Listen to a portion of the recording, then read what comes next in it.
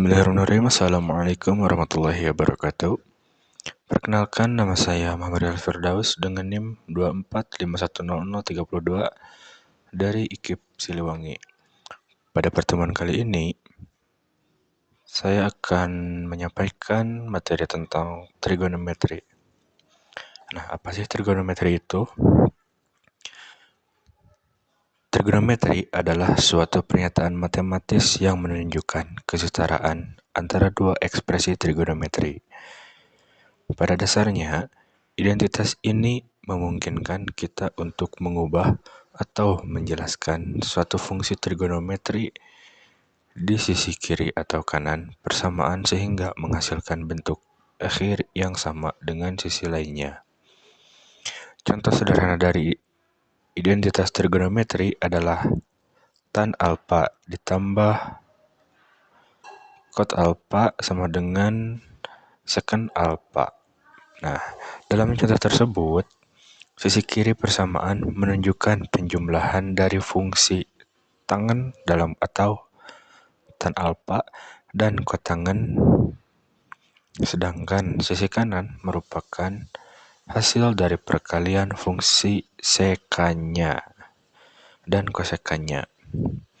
Meskipun kedua sisi ini awalnya terlihat berbeda dalam bentuk dan fungsi yang terlibat, mereka akhirnya dengan hasil yang sama ditunjukkan oleh tanda sama dengan. Nah, untuk rumus trigonometri, yang pertama itu ada sudut trigonometri. Nah, pada dasarnya trigonometri adalah submateri matematika yang fokus pada analisis dan perhitungan sudut. Maka dari itu penting untuk mengetahui sudut trigonometri beserta identitasnya. Nah, berikut ini di bawah ini ada sudut-sudut trigonometri. Ada 0 derajat, 30 derajat, 45 derajat, 60 derajat, 90 derajat. Nah, dengan sin alfa yaitu 30 derajat di bawahnya 0, 45 derajat itu setengah, 60 derajat setengah akar 2, 90 derajat setengah akar 3, dan seterusnya. Nah, untuk jenis-jenis trigonometri ada beberapa jenis, diantaranya ada sinus. Sinus itu yaitu perbandingan panjang sisi siku-siku terhadap sudut tersebut dengan sisi miring. Kosinus, perbandingan panjang sisi siku yang mengapit sudut tersebut dengan sisi miring. Tangen, perbandingan antara panjang sisi di depan sudut dan panjang sisi di samping sudut. Kotangen, perbandingan antara panjang sisi di samping sudut dan panjang sisi di depan sudut. Untuk sekanya itu perbandingan antara panjang sisi miring segitiga dan panjang sisi di samping sudut. Dan yang terakhir ada kosekan, yaitu perbandingan antara panjang sisi miring segitiga dan panjang sisi depan sudut. Nah, berikut ini ada gambar sebuah segitiga siku-siku 8. Nah, untuk yang A yaitu sinus alfa sama dengan sisi di depan sudut alfa per sisi miring sama dengan A per C.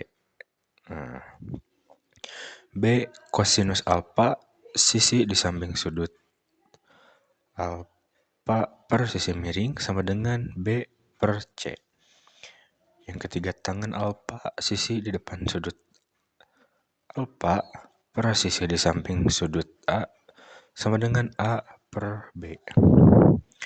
4 kotangen alfa sama dengan sisi di samping sudut alfa per sisi di depan sudut alfa sama dengan B per A. Yang kelima, sekan alfa sama dengan sisi miring per sisi di samping sudut alfa sama dengan C per B.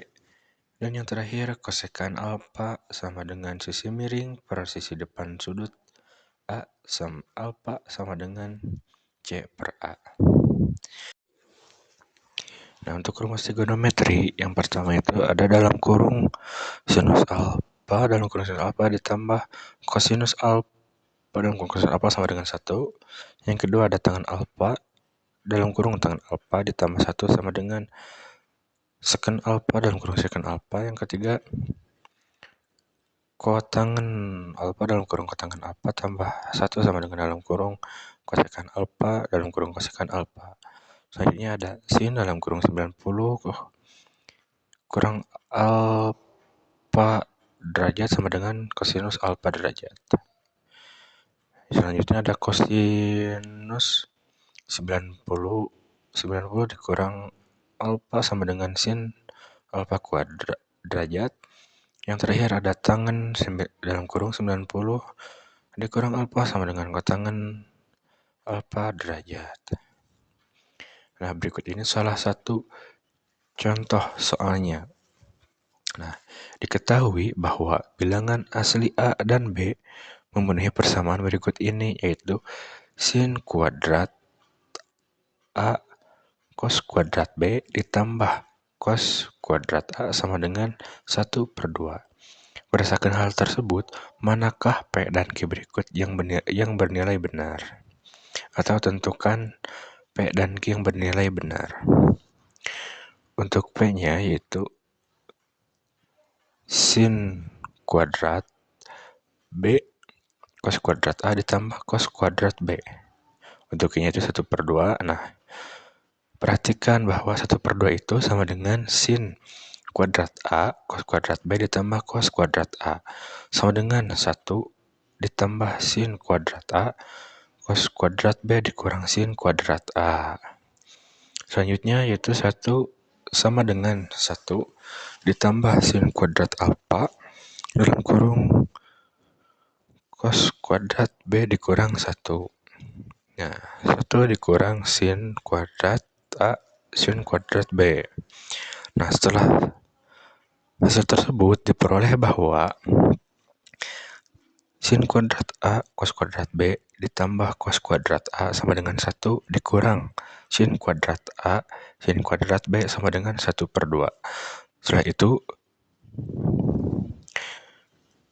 bisa dihasilkan yaitu sin kuadrat B cos kuadrat A ditambah cos kuadrat B sama dengan sin kuadrat B dalam kurung 1 dikurang sin kuadrat A ditambah 1 kurang sin kuadrat B sama dengan 1 dikurang sin kuadrat B ditambah sin kuadrat B ditambah sin kuadrat A sin kuadrat B sama dengan 1 dikurang sin kuadrat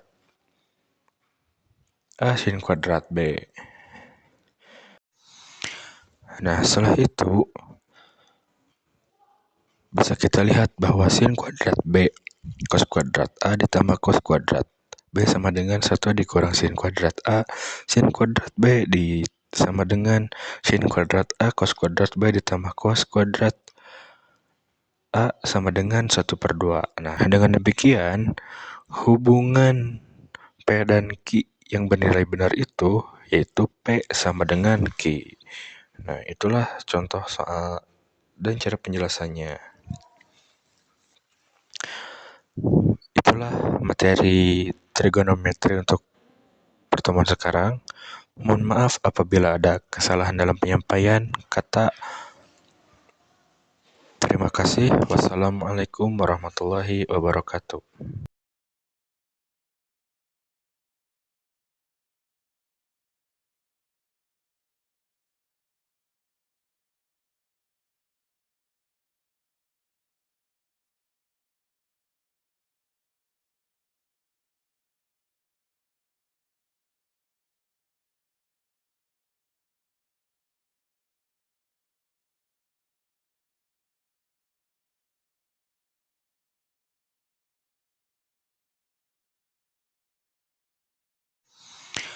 Nah, setelah itu bisa kita lihat bahwa sin kuadrat B cos kuadrat A ditambah cos kuadrat B sama dengan 1 dikurang sin kuadrat A sin kuadrat B sama dengan sin kuadrat A cos kuadrat B ditambah cos kuadrat A sama dengan 1/2. Nah, dengan demikian hubungan P dan Q yang Nah, dengan demikian hubungan P dan Q yang bernilai benar itu yaitu P sama dengan Q. Nah, itulah contoh soal dan cara penjelasannya.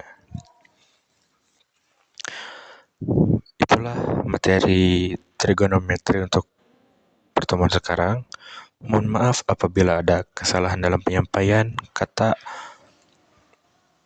Terima kasih. Wassalamualaikum warahmatullahi wabarakatuh.